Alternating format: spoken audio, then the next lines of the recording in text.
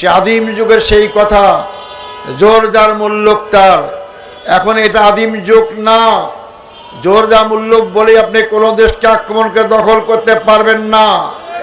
যারা গণতন্ত্রের ফেরি করেন, যারা মানবতার ফেরি করেন, যারা জনগণের সার্বভৌমত্বের ফেরি করেন, তারা কিভাবে ন্যাক্কারজনকভাবে একটি নির্বাচিত সরকার, স্বাধীন এবং সার্বভৌম সরকার, ইরানের বিরুদ্ধে ন্যাক্কারজনক হামলা করতে পারে? এই হামলা শুধু মুসলিম বিশ্বের মুসলমানদের বিরুদ্ধেই নয়, এই হামলা গণতন্ত্রের বিরুদ্ধে, এই হামলা মানবাধিকারের বিরুদ্ধে, এই হামলা মানবতার বিরুদ্ধে, এই হামলা জনগণের প্রতিষ্ঠিত সরকারের বিরুদ্ধে।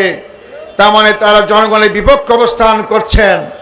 এই বড় বড় শক্তিগুলো অতীতে জোরদার মুল্লুক খাটিয়ে অনেক দেশ দখল করেছেন। অনেকে পাততালি করে নিজের দেশে আশ্রয় পাচ্ছেন না।